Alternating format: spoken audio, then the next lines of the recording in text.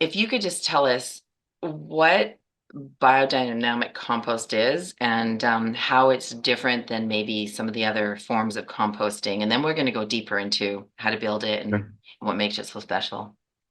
Well, it's nice that our audience largely already knows something about biodynamics, so I don't have to get too much into the weeds on that. But the key difference for biodynamic compost to me is not what we originally assembled the compost pile out of. It could be your leaves, could be debris from your garden, it could be manure.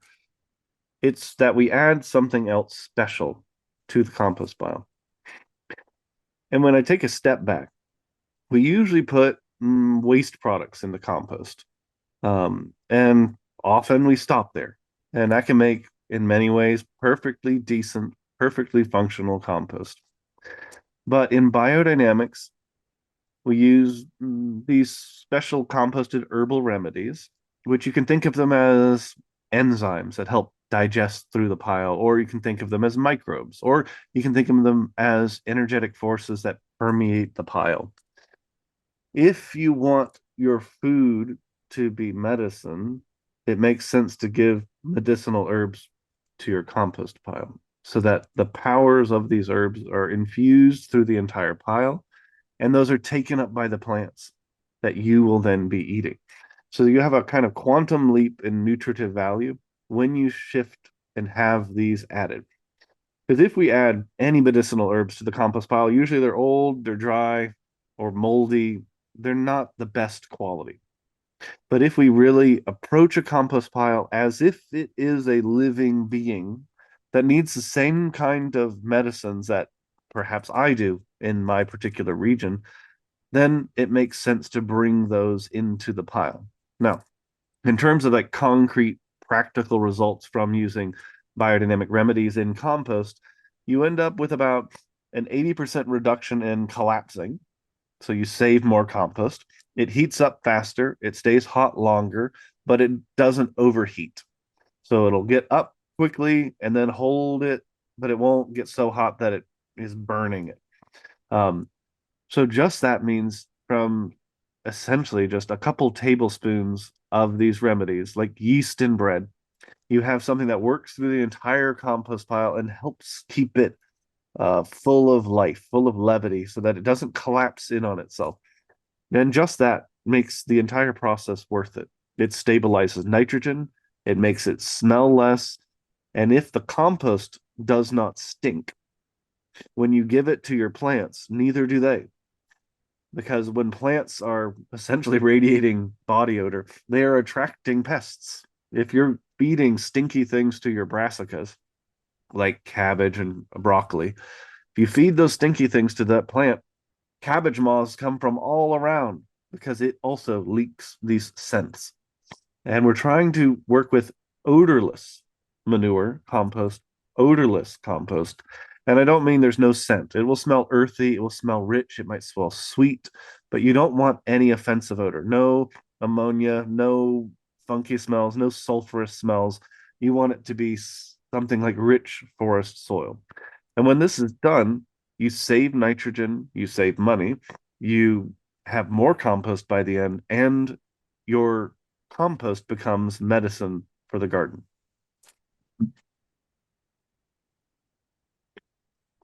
So if it's medicine for the garden, does that mean it's medicine for our bodies? Exactly. I think of these as being forces that were lost in the soil through overcultivation. They used to be there, but they took eons to develop. Topsoil left to nature's devices takes centuries to develop, even just a fraction of a percent. Mm. So, how do we get them back into the soil? We have to draw on particular plants to restore them now because we don't have time to wait for desertification to reverse itself. And given enough time, it can. But for humanity's sake, we have to act now and we need to restore to the soil things that used to be there in just fine doses. It doesn't need a lot to be there. We need to do that. So then, yes, all of the plants become infused with the qualities of yarrow, of chamomile, of stinging nettles. So they become medicine in a way that other foods simply can't be. Hmm. And you said, Stuart, that the biodynamic compost pile does heat up. And is there a certain temperature that we're shooting for or reaching for? Yes. Now this gets complicated because you start to get into like federal regulations, at least in the Hmm. United States, where if you want something to be um, sold legally as compost, it has to reach 140 degrees Fahrenheit for a set amount of time. But Dr. Aaron Fried Pfeiffer, who did a lot of the work pioneering biodynamics in North America, he found that the ideal range was over 110, but under 120.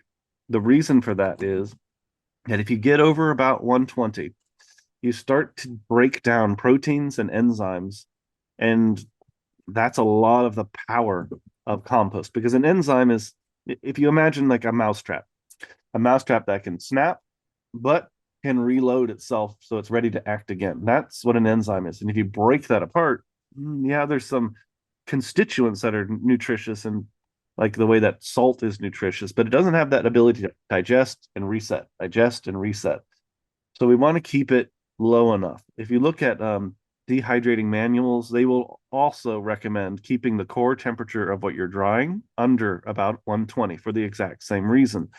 So we want it to warm up quickly to about 120. It can be a little over that, but we want to kind of keep that back. Again, if you're dealing with a commercial production or US regulations, you don't have a choice, um, but to get it hotter than that. But yeah, it does heat up quicker and stays warm longer, which means it's just life accelerates whenever the temperature is raised. I mean, think of baking. No amount of kneading water, flour, and yeast and leaving it on the countertop will ever make bread. It has to be exposed to heat. And that's the Hmm. same with the compost. You can leave a pile and it never heats up, and you'll have something perfectly serviceable. Don't get me wrong. It'll probably be more fungal dominant, but you'll never go through this very special, I don't want to say almost baking process where it becomes fluffier, becomes more colloidal. So you want it to warm up, that inner warmth. It almost becomes mammalian as it develops its own inner source of heat. And that's our aim with biodynamic compost is to get our compost to heat up. Mm. And what happens if it goes over that 120? Like what happens if it goes into the 130, 140, 150, 160? Like what Yeah. happens then? If you get too hot, you'll often see ash or kind of ashen look forming inside the pile because it actually goes so hot that it disintegrates. It's like burning it. It almost turns it to char or wood ash. So if you ever see a compost pile that is getting too far above 140, all you have to do is take a garden hose and soak it, and it just brings its fever down. We want a benevolent fever, one that can like cook out pathogens, but we don't want one that's going to cause harm to the compost. So, like if I had a fever, there's nothing wrong with the fever in principle, as long as it doesn't get so hot that it's going to be causing me damage. So, we might lower the temperature, particularly in the head, so that it doesn't get too hot. And the same with a compost pile. The heat is good. It's taking things out that you won't want in your garden, and it's helping accelerate the humification process, the process of making good humus. Mhm. And what about poking holes in it, like with a shovel or a rake or something like that to help bring down the temperature? Would you recommend that with biodynamic compost pile, or would you Um, prefer water?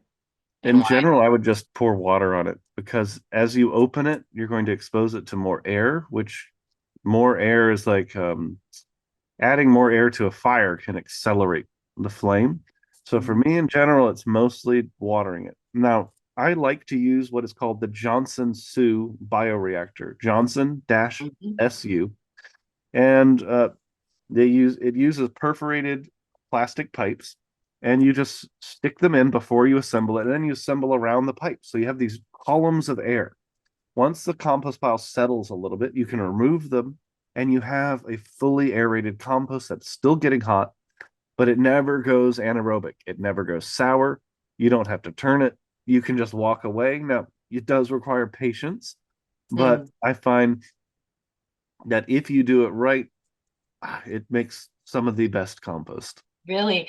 And so are you combining are you making, okay, so are you making a traditional biodynamic compost pile with the layers and using the Johnson-Su method, or are you making the Johnson-Su method with the like the wrap around the containers and the like all the things and using the biodynamic preps and that?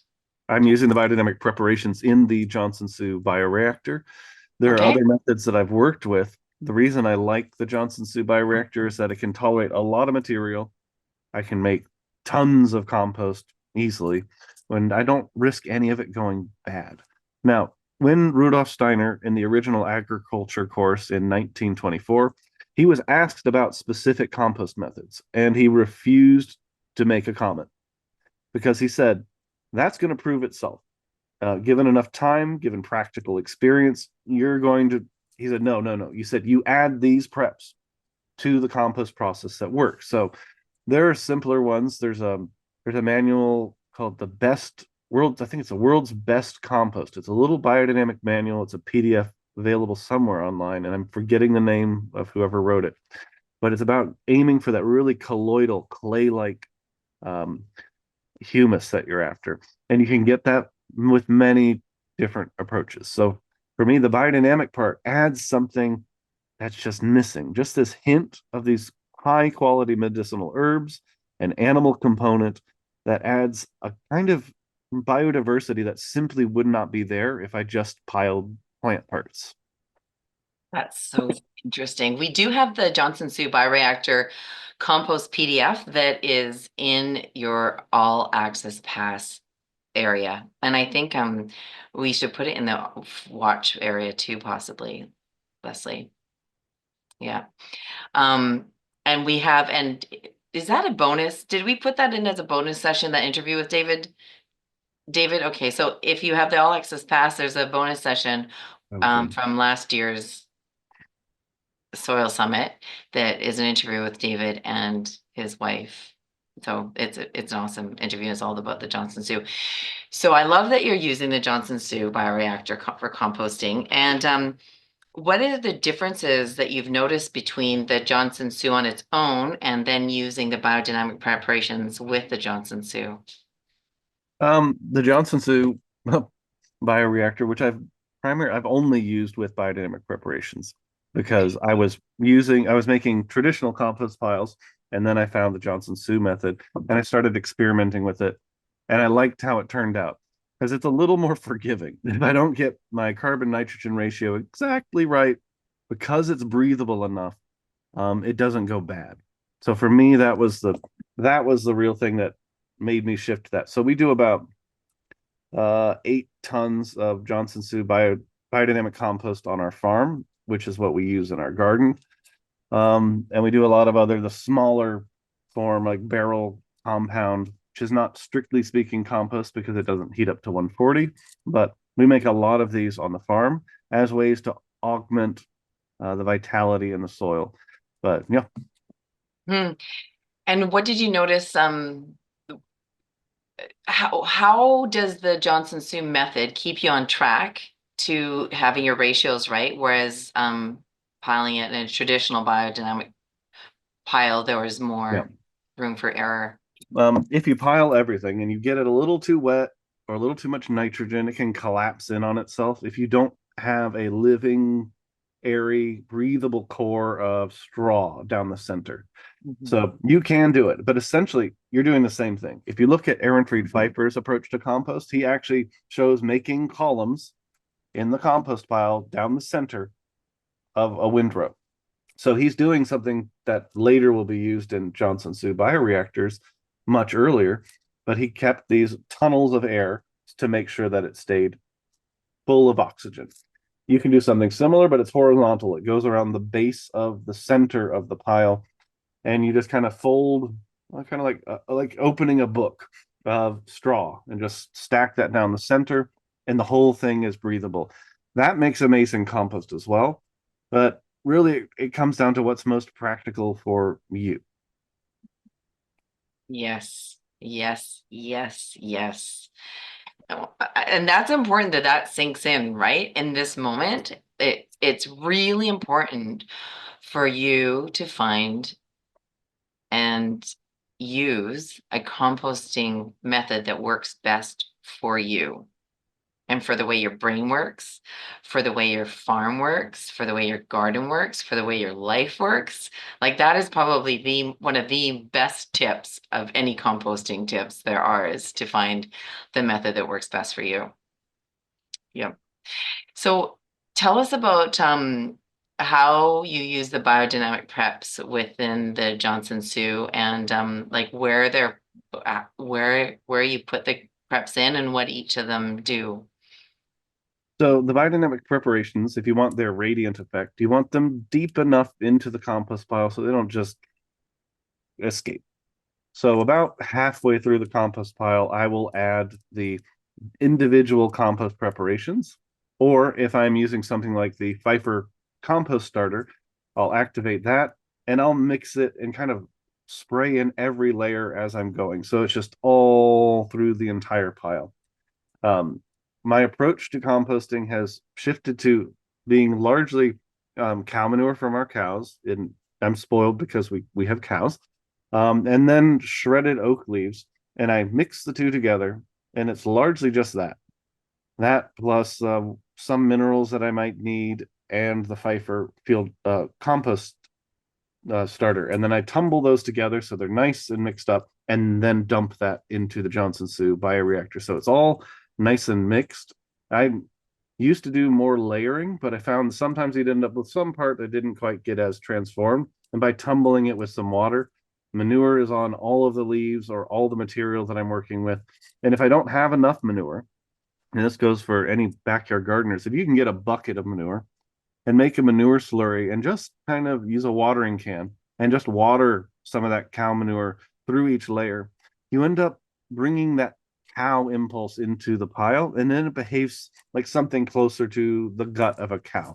And I know cows get a bad rap these days, which I think is truly unfortunate, but the microbes in a cow's gut produce 10 to 20,000 times the nutrients that they need, like vitamin A or vitamin B12. And for them, it's a waste product. They're producing this in an enormous amount. If you can infuse the compost pile with that ruminant impulse, the entire pile begins to generate enormous amounts of these vitamins and it really literally becomes a multivitamin for your plants and therefore improves the nutritive value of anything growing out of those. Hmm. That's a cool idea. So you're saying whether or not you're doing a biodynamic compost pile or not, just any compost pile, if you have a very limited amount of manures to make a slurry, so it's basically put some cow poo in with a whole bunch of water, mix it up and sprinkle it, drain it, strain Yeah, it exactly. through your pile. Can it be any kind of manure? Like clearly not dog and cat. We've Yeah, been told not to, but like sheep, sheep would chicken. be fine. Ruminant, I would say stick with a vegetarian animal, not something that is omnivorous or carnivorous, and stay away from pig manure. The reason for that is that pigs are can be or what can be termed as bioidenticals. They're very genetically similar to human beings. They share a lot of our parasites and diseases, and you don't want that in your pile. So, um, yeah, hog manure is not something you put in your pile unless you're taking it out to, say, the orchard. I would not put it in contact with what you would be eating directly out of the ground. That's the only one I avoid when it comes to like goose or duck or sheep or goat or llama or cow or whatever.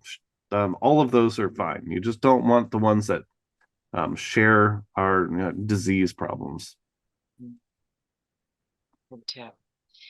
And then tell us about each of the biodynamic preps. And because I think that's, it sounds like that's a really special part of the biodynamic compost. So what are they and what are they doing and what are they like bringing out in that compost?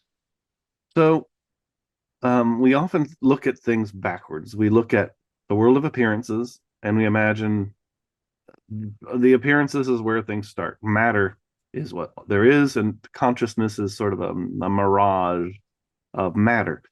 Instead of these material forms being born and condensed out of life. So we first have to make that subtle shift, because what's happening in the preparations is a shift back to the realm of life, not just dead mineral fertilizers, but into something that reconciles particular components. So, say potassium and calcium, or calcium and silica, the elements within life that plants need, we draw from a plant that already works very well with these elements. So let's take, say, for example, one of the preparations, which is chamomile. This has a very special relationship to sulfur and to calcium. And I like to think of it as a sort of organic uh, gypsum, which is calcium sulfate. So rather than having to draw on ancient deposits of minerals, we can draw on something that is alive, that has the power to assimilate calcium and reconcile and unite it with sulfur. And then when you use that in your pile, you're sending out a sort of living gypsum that isn't just the dead dust that we're used to seeing.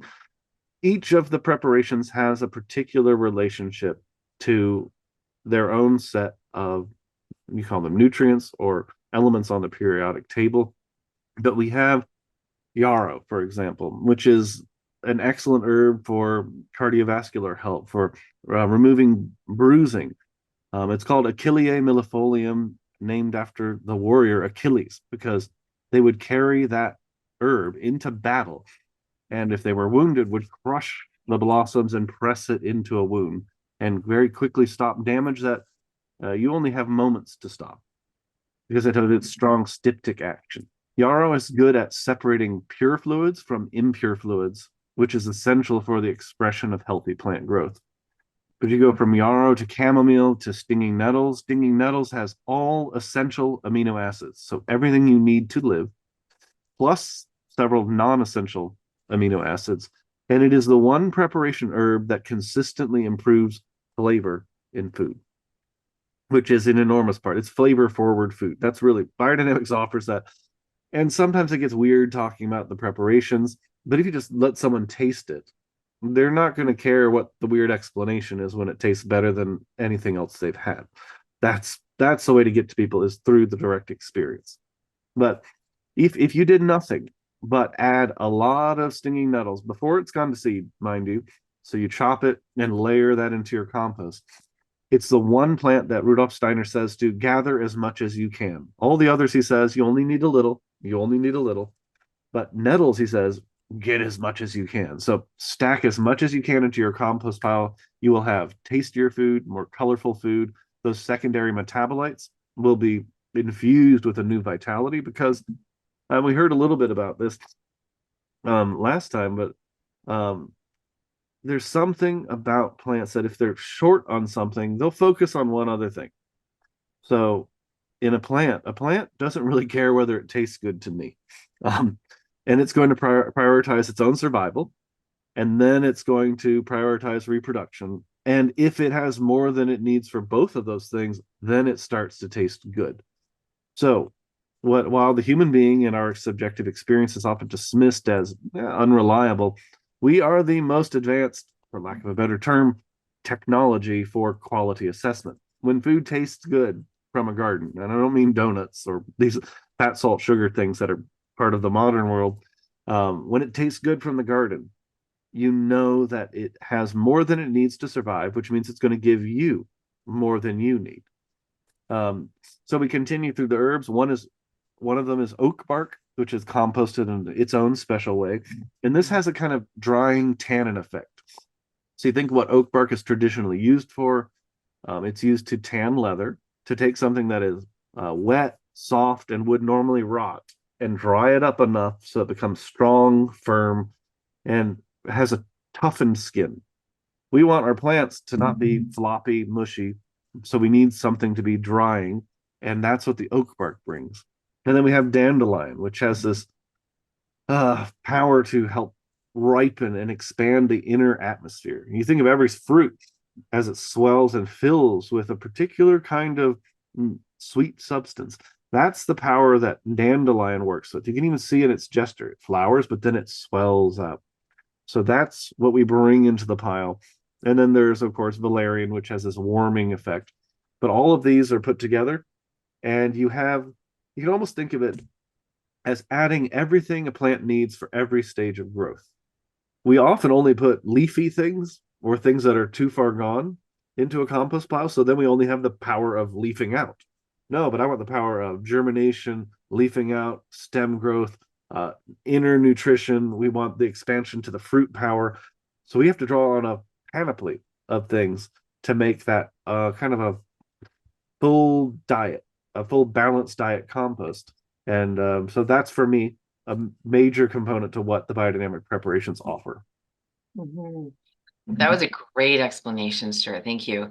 And with the biodynamic preps going into the Johnson-Su or any compost pile, is there a certain pattern or um, sequence that we put them into the pile? There are a lot of strong opinions on this, and I'm of the opinion, which is probably equally strong, that nature is very forgiving. The fact that they are put into the compost pile at all, that's the main thing. I do like to put stinging nettles in the center because it has a lot to do with like blood health, the heart, the middle of the human being. So that's one that I do. But you think of it as kind of these different microbial cultures, and you put them in different parts of the pile in isolation from each other. So one's over here, and it's a distinct microbiological culture or enzymatic culture or force, whatever you want to think of it as, and it grows outwards. But then there's one I put here, and it grows outwards the other way. So you have this kind of energetic crisscrossing through the entire pile. Without turning the pile, you've done a sort of subtle stirring of the compost pile by putting in these distinct cultures that are able to then meet at the very end. And you can treat a pile repeatedly. There's one method, and this is a particularly nice one. Enzo Nastati, who's based in Italy, he says if you have a compost pile that goes cold and you want to fire it up again, dig down into the center of the compost pile and add there a loaf of organic sourdough bread that you have soaked in red Concord grape juice right down in the center, and then bury it again. By his accounts, and I know several people who've tried this, including myself, the whole pile heats back up again without turning. There's something about combining the grape and the bread at the heart of the pile that just wakes it to new life in a whole new way. Wow, that is something new for me. That's very, very cool. And so if a person wanted to honor the placing of the preparations, how would you put them into the pile?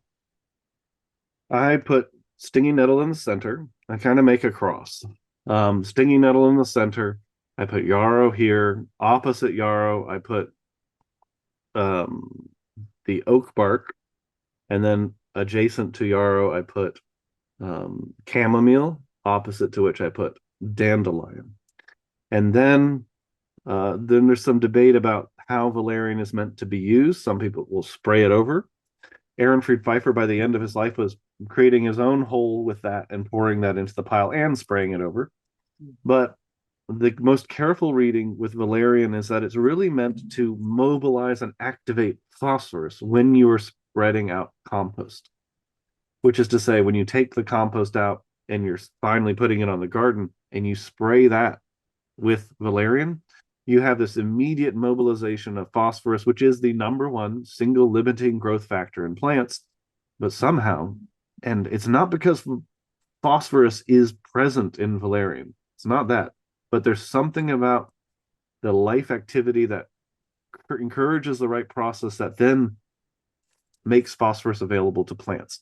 So you want that when you're applying your compost. So it's not just compost, which is carbon and a bit of nitrogen. You want there to be uh, phosphorus along with it. So that's the pattern I use, and I also spray out valerian whenever I'm doing the soil spray, the Biodynamic 500. I combine that now with the valerian preparation, and with I think much enhanced growth. Oh, wow. So you combine the valerian with the BD 500 when you're applying it. Oh, that's Yes. very cool. So with the preparations and going using them in the compost, um, when you are not when you are applying them differently than the maybe prescribed method and putting them in, sometimes it sounds like you're layering them. How do you just do you do it the same every time, Stuart, or do you intuitively change it up all the time, or like how do you decide and figure out like what's your process of Sure. integrating the preparation? I used to experiment and then I would read someone else's method and then I would wonder, well, maybe that person's right. And I'd try that one. And now I'm to a point where I arrange them by what I feel are their planetary configurations. So stinging nettle for me, Steiner says it belongs growing around the human heart, while some people associate that with Mars because of its prickly burning sensation. If you dig down to the nettle's root, what it leaves behind, it's gold. It's golden roots. So for me, nettles both growing around the human heart and having the golden root has this solar relationship. I put it in, or you can just think in terms of human organs. The heart's in the center, so we put it there.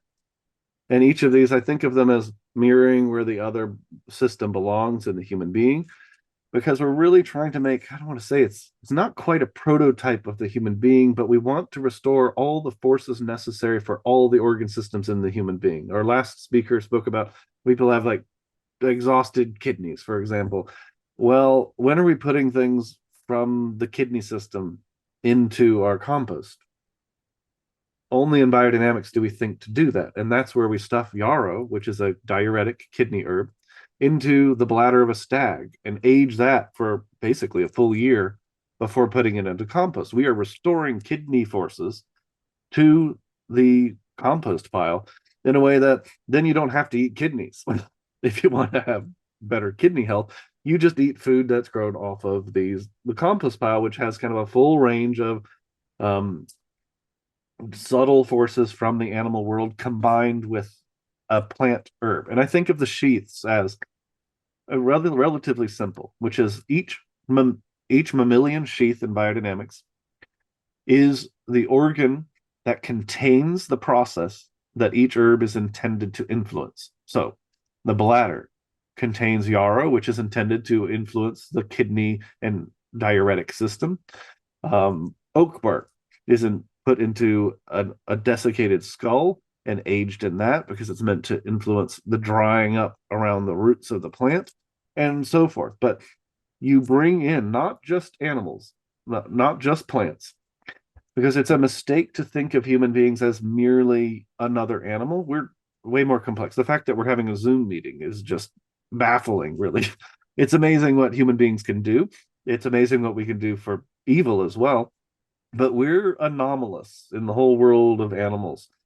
So it's about using it right. So Rudolf Steiner, in his medical lectures, recommended that it's not enough to make plant remedies for human beings because it treats us too much like an animal. So we must also incorporate something from the astral animal realm, which is why, in my mind, the biodynamic preparations use something animal combined with something medicinal from the plant world.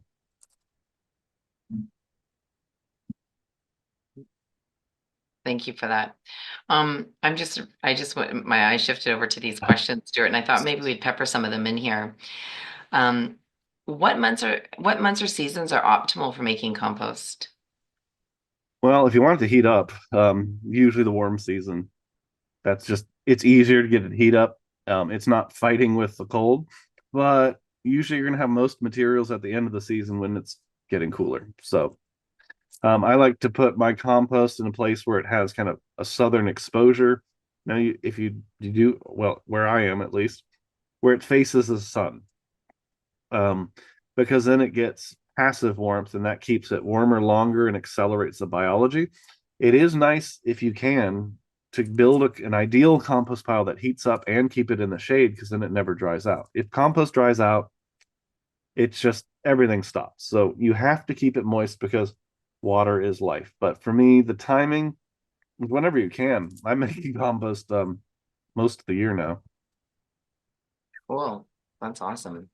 Greg, I think it's Greg. Yeah, Greg says on his farm last fall in 2024, they made a BD compost with 1 ton of ground oats, corn, and inoculated with BD preps and local topsoil found under old hay butts. Wood chips piles and old compost piles. 10 5-gallon buckets of local topsoil from this source was added to the ribbon on ground grain, mixed with a loader bucket and moisture added. The ribbon-shaped pile heated to 110 within 2 days and held 110 to 115 temperature for 4 weeks. I finally stopped measuring temps.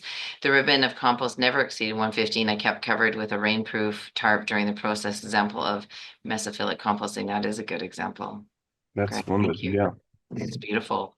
And I love how you shared how you used your tractor to do it too, because that's something that people always ask about is how do you do bare compost piles when they're starting to grow.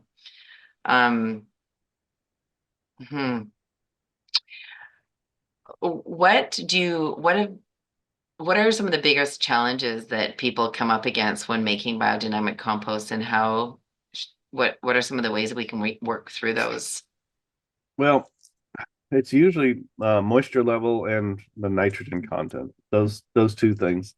There's a nice diagram in Wolf Storrell's Culture and Horticulture, which shows what happens if you have um, excuse me, Bless you. if you have too much water or it gets too mucky, you get maggots and it gets slimy and you have the appearance of flies. So it blackens. That is not the kind of compost you want. On the other hand, if it's too airy and maybe have sand in it, you're going to get those little roly polies, pill bugs through it. Now it's better to be slightly more airy than it is to be mucky and anaerobic, because when it's anaerobic, it produces all sorts of these. Essentially, they're toxic compounds that both they smell bad, they're not good for you. You feed that to your plants, you're going to have more pests, and you're going to then have to wrestle with that when you eat that food. So compost pile should not be dusty or ashen, and it should not be black, but it's better to be slightly dusty and too airy than to be too sour. Right in the middle, you kind of want this rich chocolatey brown, not black. Black, it's gone anaerobic. So that's the biggest, at least for me, that's the biggest challenge that I have faced is making sure that things don't go anaerobic. And that's why I use now the columns from the Johnson-Su method. You don't have to use the Johnson-Su method if you just put a pipe into your pile when you build it and then take it out a few weeks later. And then you'll maintain a really lovely aerobic process there. But it's a learning curve. I mean, how many times do we really make compost? Even if you made it every year for 50 years, that's 50 times. It's like, that's so there's a steep learning curve. And then yeah, there's a real problem because we used to all compost historically. There was a document I found from the U.S. Department of Agriculture in the early 20th century in my county, and it said that the county I'm in was the leading county for composting. They would collect horse manure, a bit of lime. They would use pine needles, and they would make enormous compost piles, get them hot, let them age, and then that would be their primary source of fertility. But with the arrival of the train and the gradual transition to chemical fertilizers, they abandoned that. I don't know of anyone here who is composting anymore. So been a break in the tradition because what you need to know about compost, it's difficult to learn it all in one lifetime. So we need that continuity of tradition. Fortunately, now we have things like this soil summit and resources where we can try to bridge that gap. But from experience, it used to be passed on directly, person to person, in person, and we need more of that because it's the future. It's just in terms of carbon, just in terms of fertility, just in terms of nutrition. Any one of those, we need to be doing better composting. Hmm. I'm so curious. So if you could just all play with me in the chat for a second here. How many of you have made compost before? Like, just put a 2 in the chat if you've made compost and you make compost kind of regularly. if you made it or make it. Thank you, thank you, thank you for playing. And three, if you've never made compost before, or you've just kind of maybe tried but not really done it. So three, if you're brand new to composting, never done it before. No newbies, no newbies in here. Everyone's already done it. That's amazing. That's awesome. Yeah, yeah. Okay, that's good to know. Twos, more twos. Any threes? Any threes? I love threes too. I love it when we're having conversations with people who are brand new to composting. It's impressive that everyone's composted here. That's really impressive because it's very rare to be in a room, been composting for over 5 years. That's awesome. It's very rare to be in a session where people have all composted before. So that is very, very cool. Um, so with that, I'm curious about what questions people have in the room if you've been composting for 5 years, and what questions do you have about um, composting and what would like what questions would you want to ask Stuart about biodynamic composting or just composting in general, using the Johnson-Su or the different methods that he's used? If you have any questions about that or insights of something that worked really well for you, we'd love to hear that as well. I know we've got some kind of like compost consultants and composters who teach people about composting in the room too. So I also invite your wisdom into this conversation. Um, Stuart, like I want to go back to the biggest challenges people have and how to mitigate those. So one is like that anaerobic too wet compost, and you solved it by doing the Johnson-Su. Um and what about the compost pile that heats up like to like 140, 150, 160 and gets too hot too fast? And we talked about uh cooling it off with water. And what are they doing wrong though, if that's what's happening? Um, there's a question in the chat which brushes up against this. Do I keep the towers wet with an irrigation timer? I do not. That is ideal for Johnson-Su setup, but I do not. But I keep it covered and I check it for moisture from time to time, and it works fine for me. At some point, I may set up something with the timer. I have not gotten to it, and I've been happy with the results. But it's good if you can. I've just been too busy for that particular point. But um, it depends on your climate about how you balance these things. So um, if you're in an arid region where if you build a compost pile up, the whole thing just dries up, you may actually want to lower that and put it below the level of the soil. Imagine interring it within the earth. So all the sides are earth. I know some people who do that in the dry tropics in order to keep the moisture in the compost pile, because if they don't, the whole thing just turns to brittle dust.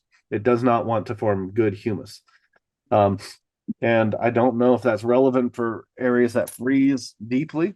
Um, yeah, I don't know because from my experience, I'm subtropical, so I I can't answer that directly from experience. Um, but it's a good question. Yeah, I can't tell you. Some people might find that covering the compost pile with a layer of greenhouse fabric might help. That keeps it another 10 degrees warmer, two layers, basically about 20 degrees than the ambient temperature. That might help. I don't know because I don't get that cold. We never get below freezing where we are, that much below freezing, excuse me. So I don't have to think about that. So I can speculate, but that's only of so much use. Hmm, Um, that's a there's good idea. That's a good idea about the plastic over top too, because the microclimates that are created in that is quite profound. And there was one person who I had a conversation with. He's a farmer who farms up in the Northwest Territory, the Yukon. So it's like way up okay. north in Canada. It's very, very cold. And he has his compost piles in his hoop houses. So they're not Beautiful. even heated greenhouses, but he has them in his hoop houses, and he has his chickens in the hoop houses with his compost piles. So they're eating from the compost piles, pooping on the compost piles, and it actually keeps the whole greenhouse heated for him. Fascinating. There's another question about is it too much green that makes it heat up? And that's a yes and no question. For example, the question here gets into piling alfalfa and it overheated. Um, it's complicated because alfalfa does have a significant content of protein, which is a nitrogenous compound, but it also comes down to surface area. If you take grass clippings, which on every chart says it's a low nitrogen stock for compost, if you pile a pile of grass shavings by itself, it can catch on fire. Like it because the surface area, imagine it's like kindling. It may not be the hottest burning material, but if you pile it high enough, it will catch on fire. Similar with things like chicken manure. If you pile a pile with just chicken manure, that too can actually cause flames. So it's surface area because that makes things kindle more. The more surface area, the more biological activity. So the more materials are chewed up before putting them into a compost pile, the more the more you accelerate the metabolic rate. So it's surface area, and yes, nitrogen is relevant, but I don't think in terms of nitrogen anymore. I think in terms of surface area because food that's properly chewed, you're going to assimilate more and you'll digest it better. The same goes for a compost pile. I put everything that's going into a compost pile through a chipper shredder first and then tumble that together with manure or manure slurry. And I get better results with that. But again, if you see one that is getting too hot, even if it's a wrong ratio and you keep it watered, you won't see the same kind of burning, hopefully. Water it down, cool that fever, and you'll see a better result. Cool. And if somebody's not able to get the preparations, what are your thoughts about using the actual um, plants instead of the preparations? Very, very important question. Mae Bruce, who wrote Common Sense Composting, so the full text is available online. Um, she kind of parted ways from the Anthroposophical Society back when biodynamics was like under lock and key. No one knew what the recipes were, but she did because she was a member. But she wanted to try experimenting for people who can't get cow parts or a deer bladder. And there was a bit of a consternation on the part of the Anthroposophical Society, and they said that, well, Steiner gave these recipes, and she said, well, Steiner did not give us the plants. So begrudgingly, they said, fine. So she went off to do her own independent research on composting, and she found that using a critical mass of each herb, they're not composted, they're just the fresh, high quality herb, you could get almost all of the same effects as using the full set of the biodynamic preparation. It's not the full effects, but it's kind of the law of diminishing returns. But she found two of the entire set performed 80% of the work, and that was yarrow and stinging nettles. So if you did nothing but add those in abundance to your compost pile, you'd get about 80% to the full biodynamic effect. So if you can't source everything, but you can source nettles and yarrow, you can get most of the benefit. So I strongly recommend that. So you can, but I recommend her. It's a little book, but I think it's inspiring because yeah, not everyone has hooves or horns or whatever, or can't order from JPI. I know customs has become a bigger problem, so sometimes preps get stuck at the border going, say, into Canada, which is infuriating to the farmer and frustrating to JPI because they get sent back damaged and don't make it across. That's so you can do just the herbs, absolutely. Mhm. That's great. And what about because a lot of people try to source the animal parts from the butchers, and the butchers are like, it's a hard no. And so the next thing is you can go to your local farmers and build relationships with them, and that can take time. And then also a lot of people don't let their animals grow with horns anymore. Finding hunters that hunt is helpful. Um, Um, And another thing you can do if you have a slaughterhouse or a butcher, there's often a form. They may not even be aware of the form, but you can take leftover animal parts for research purposes. So that is a way often to not to get around the regulations, just to fill out the right form. Because if you just ask for them, they're like, no. But then it's for research purposes. They're like, oh, I didn't know that was an option, and then you can get it. Right, Stuart. Thank you for that. Hmm. Katrina said she's been working with May Bruce's work, and she has a particular you and May have a particular fascination with the divinity of flowers. Beautiful work, and yes, Katrina, I've been watching you and seeing you, and you're posting your work on Instagram. It's very fascinating. I love how you're sharing it, your learnings with us. We get to follow along your journey. Have we got all the other questions that have come in? I think so. I think so. Um, Stuart, what what surprised you the most about biodynamic compost?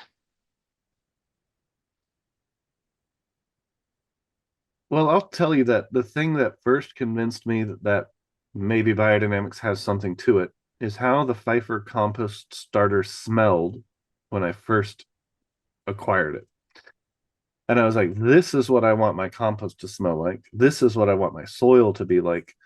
And yeah, I remember that moment being very important because it's just such a rich, earthy aroma. It's not a stink. Nothing offensive about it.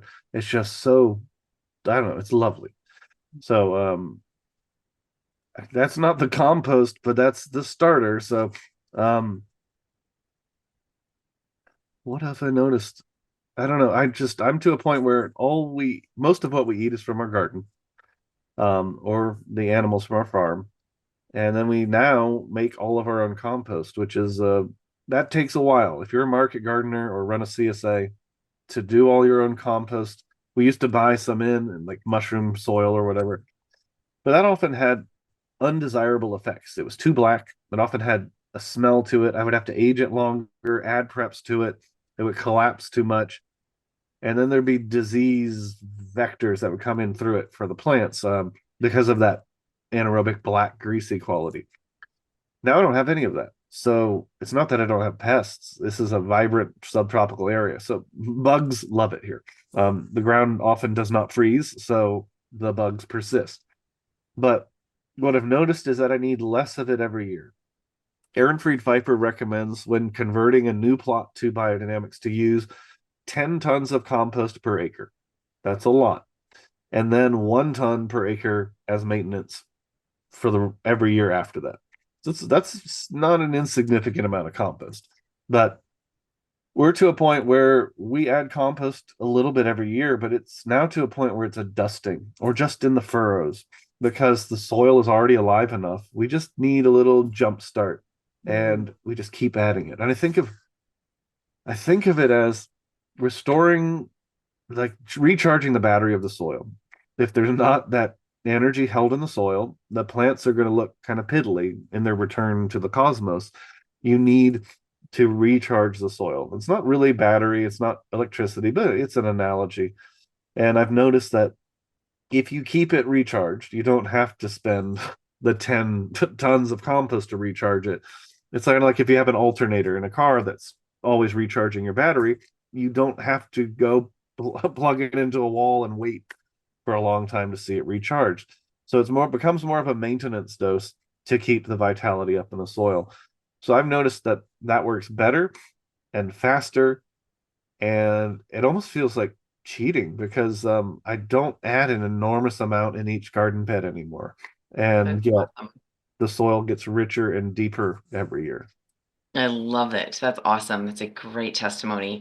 And tell us just quickly, what is the compost starter as opposed to using the biodynamic preparations? The compost starter is an all-in-one thing that Pfeiffer specifically developed for the Americas, where he didn't have to talk about Steiner or the esoteric stuff or animal parts or weird recipes that some people would be ball cat. It's an all-in-one, but not just an all-in-one. It has so many different things. There's something like I think there's 60 ingredients in the recipe. Some of it is soil from underneath a nettle plant. It's the fermented leaves of a nettle plant as a tea. Then it's the preparation as well. But this continues for all the preparation herbs. And then there are sprouts and enzyme mash and all of these. And then it's all combined and aged in a special way. It takes over, all told, it takes over a month to make the whole thing, and it takes an enormous amount goes into it. By the end, and we've had it tested, there's no E. coli, no salmonella, no pathogens, and it's just such a rich, sweet smelling product. So you get the full effect of the biodynamic preparations and a host of other things. There's Dr. Christine Jones talks about the liquid carbon pathway and cover crops, and she talks about how you need 4 functional groups, which means if you do a cover crop and you have 4 basically different families of a cover crop and you grow those, you have total nutrient cycling just from that. So you have a borage family plant, you have an aster, you have a legume, you have a grass. You don't need the legume, but it doesn't hurt. Well, we also have that sprouting process that goes into the fifer. So when you spray it out, the field experiences a phenomenon that is like it got a multi-species cover crop because it has all the enzymatic byproducts of it, plus all the preps. So it is definitely more than the preps, but it is also including the preps. Would a person use the biodynamic preps and the compost starter, or one or the other? You could use both. Okay. Steiner does have a hesitation where he says if you were to combine them all together in one whole in the compost pile, they might clash a little bit. I generally use one or the other. Depends on what day I'm working on something. The Pfeiffer compost starter is a proprietary recipe. So in theory you could make it at home, but it's a lot of work. Like even if JPI decides to make it open source, it's a lot of work. In theory you could, but it's not like Korean natural farming stuff. It is onerous, and I mean it's worth it, but it takes so much in terms of resources and access and time. It's not worth it for most people. You have to be an organization with multiple people who can do that. But yeah, at some point it may be open source, but that's not my call. And right now it is proprietary to JPI. Correct. All right, good to know. Robbie Gass has a great question. It's about what about letting a new pile get to 140 degrees to kill weed seeds, etc., and then add the preps to the pile once the cooling starts? Will we gain all the forces into the pile during maturation time? Well, you're going to have considerable losses if you let it get to 140 and or much higher.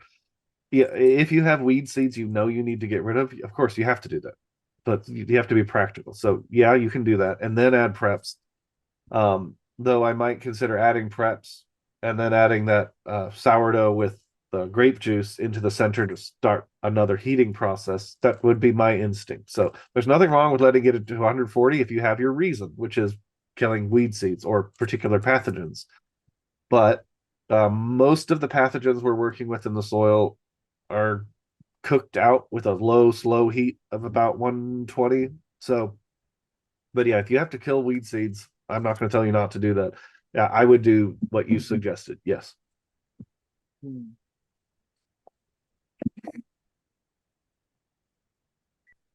What's a question that you don't really get asked too much about composting and biodynamics that you wish people would ask more often? Oh, uh, yeah. Why don't more people do it? That's the question.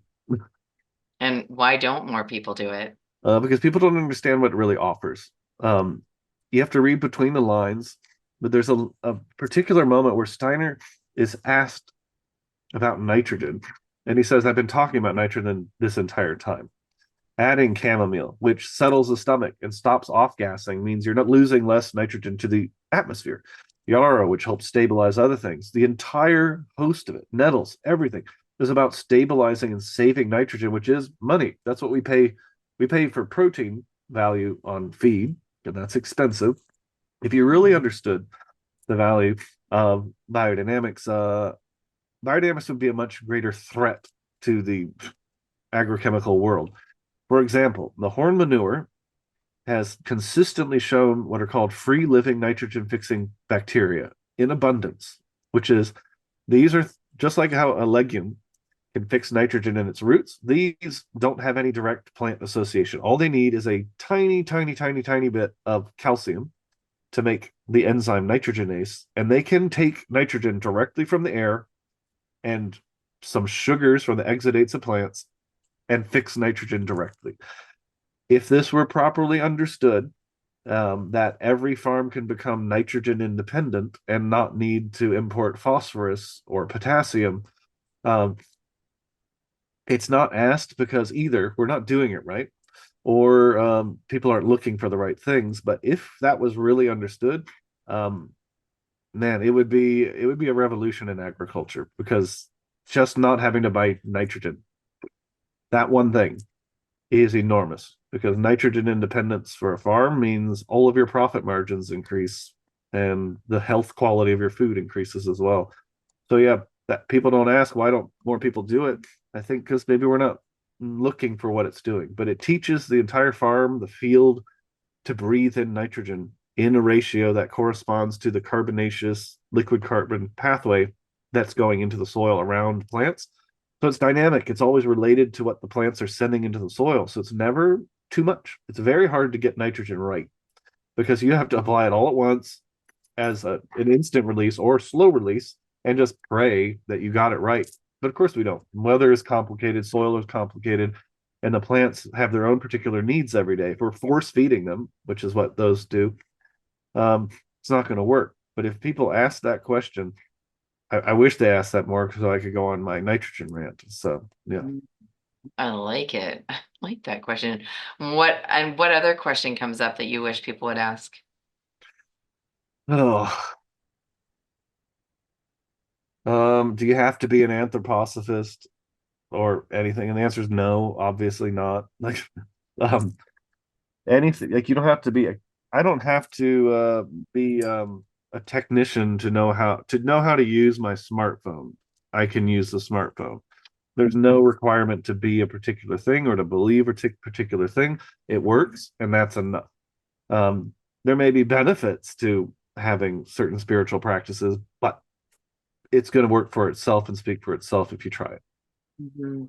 And Stuart, what from a practical perspective, what do you just touched on the nitrogen piece of biodynamics, and what is it that you really wish farmers and the world understood about biodynamics and what it can do? Um, that is not meant to be weird.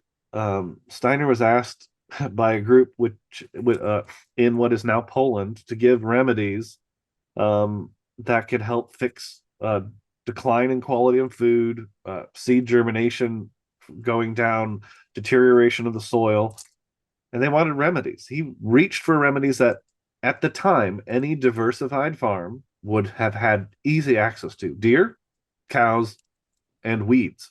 It's awful. Leftover parts from animals that you normally don't eat, and weeds that you normally don't eat. So he was looking for ways to grow your own fertility. So if it seems weird to us now, it's because we've become a bit estranged from natural processes. We don't make our own sausage anymore. So all of it seems a bit icky to us. So it's not meant to be weird. It was not meant to be esoteric whatsoever. It was drawing on available plants to make everything better. Mm, beautiful. Thank you for that.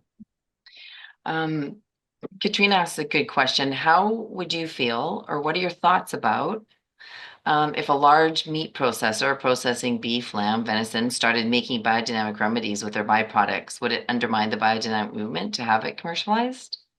Well, this is a complicated question because it does say that if these become commercialized, they're going to lose some of their effectiveness. So he says that in the original agriculture course. Now, there was some account in one of the journals from someone who visited the original Koberwitz lecture series, where some German agrochemical company actually approached the group knowing that something had happened there and offered what is the equivalent of many, many, many millions of dollars for a copy. It was that prompted the Anthroposophical Society to lock it down and protect it from uh, commercialization.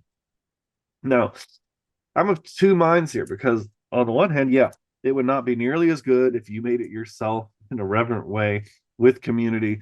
On the other hand, what if Monsanto had been using biodynamic preparations, even industrial mass produced ones? What if they've been doing that? So I asked that question.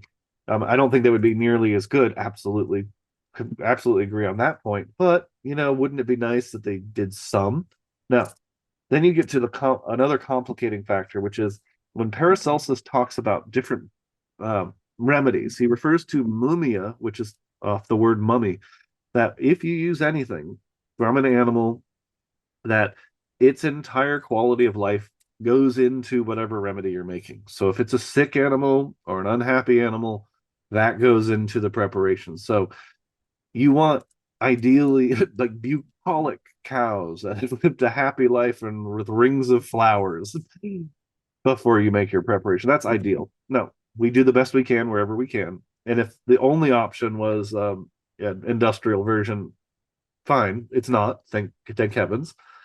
But something is lost when it's not on a community level because it really these should be part of a gift economy because they're waste products and weeds, and they should be a gift economy, which is um, the Josephine Porter Institute is as a nonprofit tries as much as we can to work on that level to make it work where it's as cheap as we can afford it to be, while keeping the doors open. Now, in an ideal world, we put ourselves out of business because enough people make their own preps that JPI is not needed for that anymore. Like that's part of its aspiration. But there's always going to be some people who can't make their own for one practical reason or another. But JPI is there to plug the gap between practical, messy reality and the ideal world. And since those two never perfectly line up, JPI will probably be here for a bit. But yeah, it makes a difference. It really does. Because you'll find radically different ones just from person to person. Even if they make it out of the same manure and they bury it over at their garden, it becomes a whole other thing because what concentrates in the preparations is atmospheric, it's environmental. It's not just my energy and my thought and my intention, though it's also that, but it's the microbiological world at your particular place. So every biodynamic preparation is already indigenous microorganisms, particularly if you get it from your own bioregion. So I'm a big advocate of people getting it as locally as they can.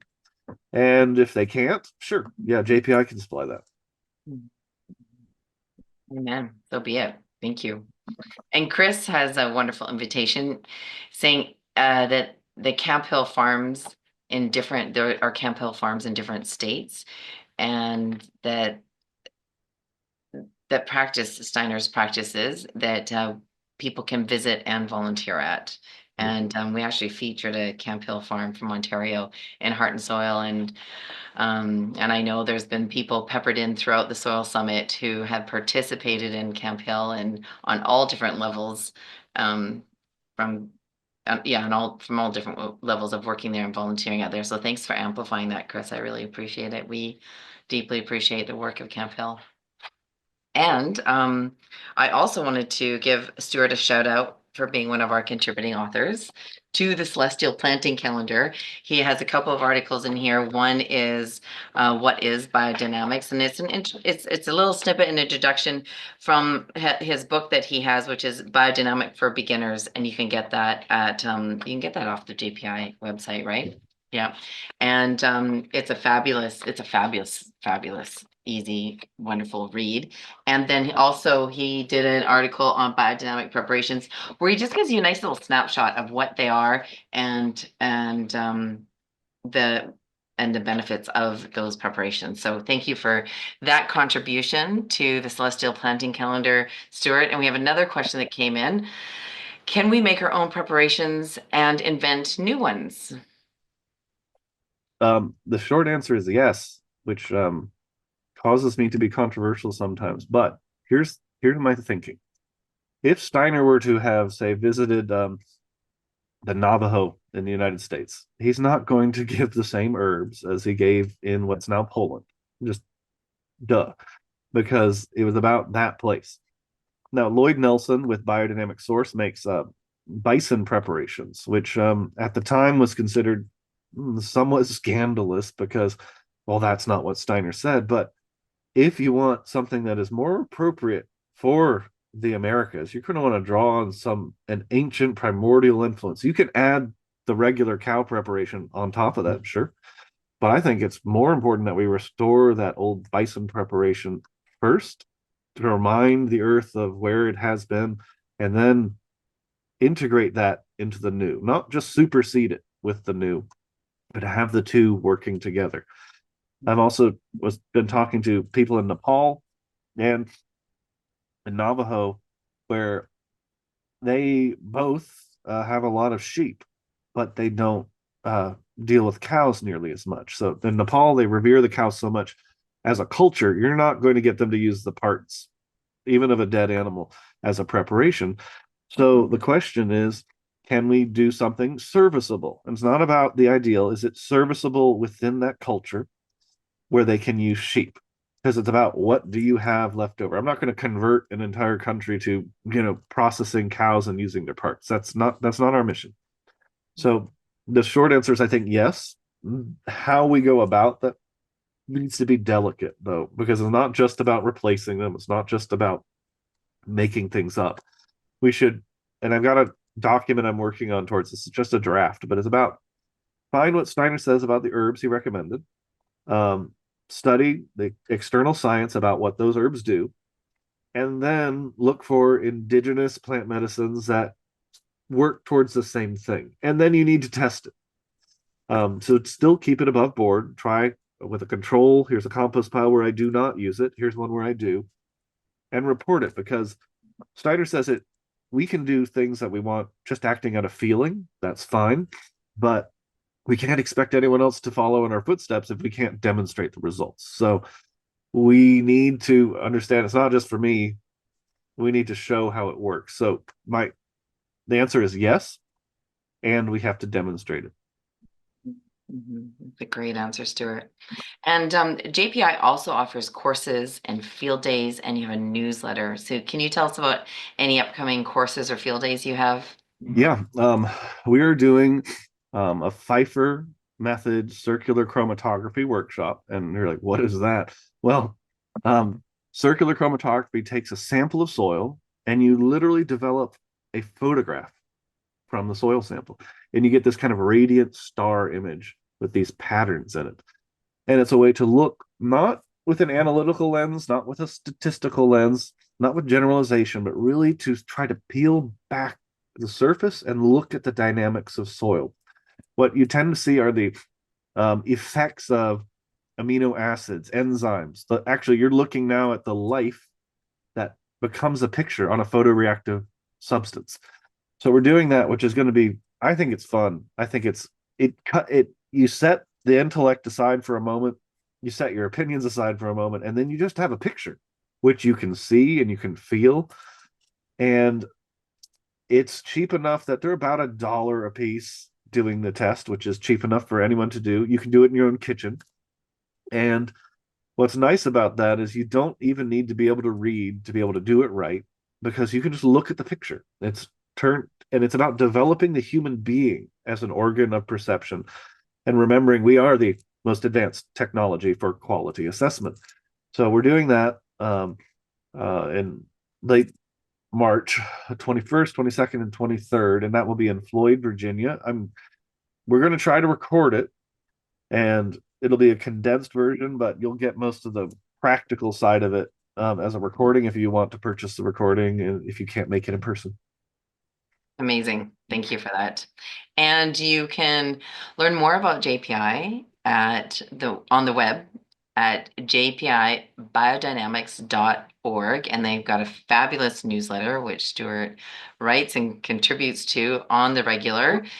And you can also find them on Facebook, Instagram at JPI Biodynamic and JPI Biodynamics, and on YouTube at this is Stewart, right? Biodynamico.